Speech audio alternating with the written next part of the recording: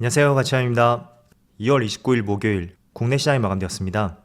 자, 오늘이 2월 마지막 날이었어요. 하지만 벌써부터 24년이 두 달이나 지났다는 것이 참 신기한 것 같아요. 모두 한 달 동안 고생 많으셨고요. 어쨌든 다음 달 3월부터는 더 많은 수익을 얻을 수 있기를 제가 언제나 응원해 드리겠습니다. 자, 그럼 오늘 코스피를 보면 종가상으로는 마이너스 0.37%, 큰 변동은 없었고 오전 장 시작과 동시에만 개파락으로 출발하면서 그렇게 흐름이 썩 좋지 못했습니다. 하지만 결과적으로는 큰 변동은 없었고 코스닥도 마찬가지로 전날과 거의 비슷하게 마무리되었습니다. 자, 그리고 코스피 상위 종목들을 보면 오늘은 자동차 관련주가 굉장히 좋은 흐름이 나왔었고요.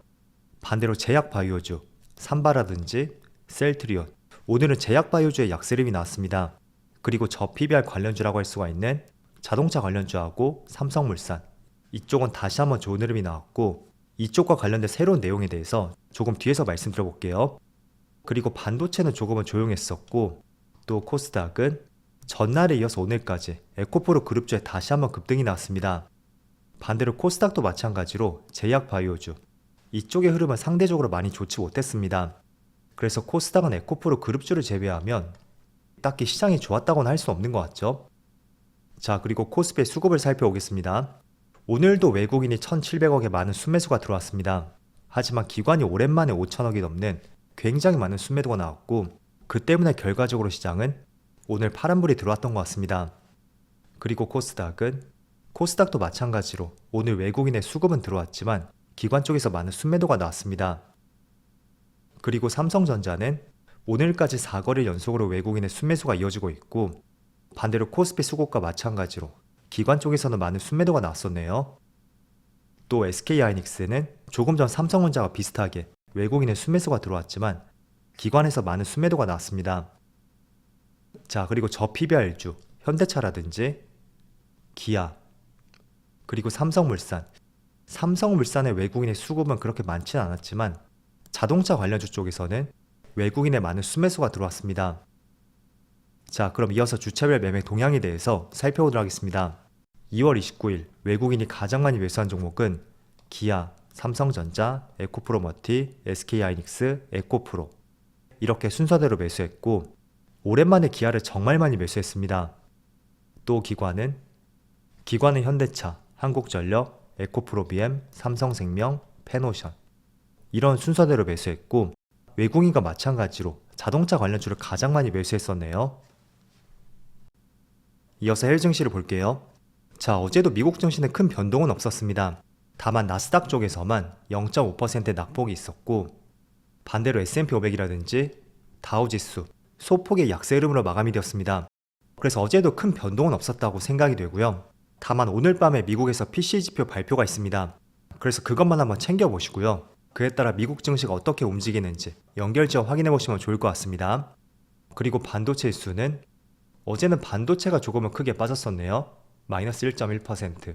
그리고 아시아 증시는 니케이는 마이너스 0.1%, 대만은 플러스 0.1%, 중국 증시는 다시 한번 0.7%의 좋은 흐름이 나오고 있습니다. 그래서 전체적으로 시장 흐름을 보더라도 오늘도 큰 변동은 없었던 것 같습니다. 자, 그래서 국내 시장은 내일부터 휴장이잖아요.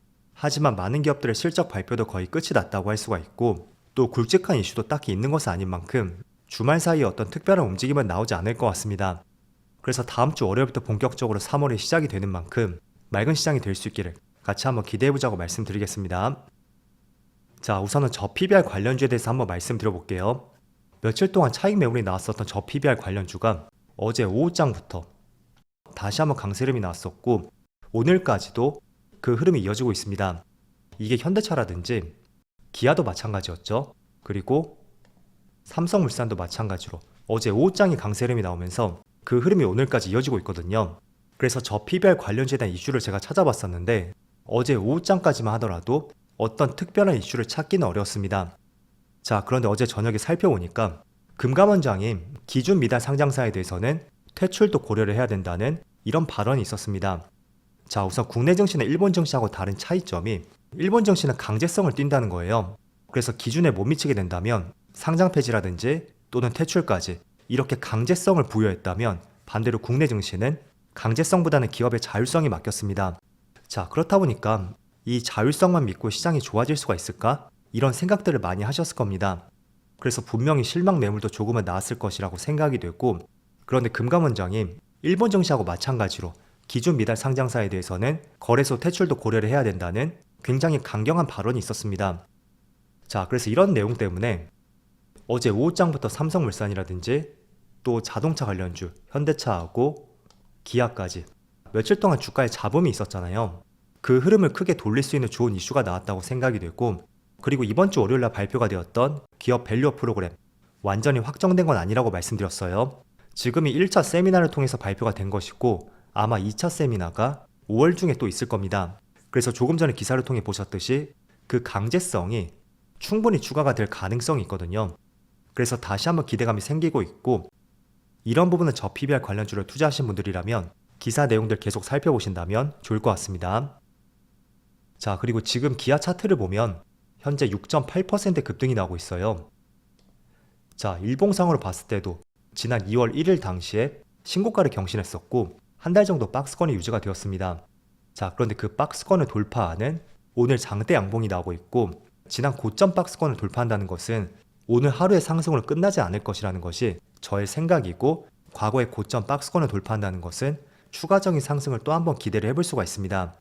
그래서 기아라든지 현대차, 자동차 관련주 계속 주목해 보시고요. 또 현대차는 특히 연말 결산 배당 일정이 끝났잖아요.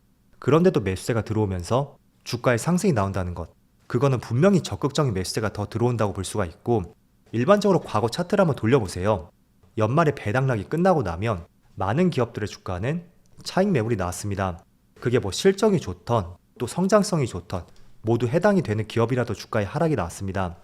하지만 반대로 현대차는 더 많은 수급이 들어오고 있다라는 것은 저는 추가적인 상승도 기대를 해볼 수가 있고, 또 월봉상으로 보면 25만 5천원 제가 선을 그어놨죠. 거기가 지난 역사적 고점이라는 것을 확인해 볼 수가 있습니다. 지난 2011년도 당시하고 12년, 13년, 14년, 그리고 지난 2020년까지 분명히 터치는 했었지만 그 고점을 확연하게 돌파한 것은 아직까지는 찾아볼 수가 없었습니다. 자, 그래서 앞으로 3월 달에 25만 5천원 이 가격대를 돌파할 수 있는지 한번 집중적으로 살펴보시고요. 이것도 마찬가지로 이번에 돌파하게 된다면 15년 동안 형성이 되었던 고점 박스권을 돌파하는 만큼 저는 충분히 더 올라갈 수가 있고 한번 30만원까지도 도전해볼 수 있는 그림이 나오지 않을까, 이렇게 말씀드리겠습니다. 그래서 가장 첫 번째로 중요하게 봐야 되는 것은 25만 5천원 여기를 확실하게 돌파를 해야 됩니다. 어설프게 26만원이라든지 그 언저리에서 돌파가 나온다면 월말쯤에 다시 빠질 수가 있을 거예요. 그래서 다음 달 종가까지 확연하게 돌파하는 흐름이 나온다면 충분히 30만원까지 바라볼 수가 있다고 생각이 되니까 15년 동안 형성이 되었던 이 고점 박스권 다음 달에 한번 돌파할 수 있는지 같이 살펴보자고 말씀드리겠습니다. 자, 그리고 반도체 쪽, 작년까지만 해도 반도체 쪽이 굉장히 좋지 못했었잖아요. 특히 D램 쪽 같은 경우에는 D램 가격이 계속 하락을 했었고 또 많은 메이저 기업들의 감산까지 있었습니다. 자, 그런데 하반기부터 조금씩 변화하기 시작했고, 특히 작년 9월쯤에 그때부터는 D램 가격이 조금씩 반등하고 있고 또 감산을 했던 만큼 재고도 확연하게 줄어들었습니다. 자, 그렇다 보니 최근에 D램 신규 설비 투자에 대해서 가능성이 제기가 되었습니다. 자, 그래서 D램 쪽에 설비를 투자한다면 분명히 장비 기업들 수혜를 받을 수밖에 없고, 작년까지만 해도 한미반도체를 비롯해서 후공정에 해당되는 많은 반도체 장비 기업들 그쪽에 굉장히 좋은 흐름이 나왔습니다. 자, 그런데 이 기사를 보면 이번에는 주성 엔지니어링 그리고 유진테크 모두 전공정 기업이에요. 그 기업들이 수혜를 받을 가능성이 제시가 되었고, 일단은 첫 번째로 주성 엔지니어링, 이 기업은 최근에 신고가를 경신했거든요. 주봉 월봉을 보더라도 어제 신고가를 경신한 것을 알 수가 있고, 반대로 유진테크는 아직까지는 별다른 반응이 나오진 않고 있습니다. 자, 하지만 전세계 D램 시장에서 공급량의 70%를 담당하고 있는 하이닉스와 삼성전자, 정말로 D램의 신규 설비 투자가 이루어진다면 충분히 주가에 좋은 흐름이 나올 가능성이 있다고 생각이 됩니다. 그래서 특히 올해만큼은 반도체도 다양한 분야가 있다고 해도 계속 주목을 하고 또 끌고 갈 수 있는 업종으로서 계속 살펴보시는 것을 권장해 드리겠습니다. 자, 그럼 정말 빨랐던 한 달이었는데 이번 2월에도 정말 수고 많으셨습니다. 저는 다음 주 월요일 영상에서 다시 찾아뵙도록 하겠습니다. 감사합니다.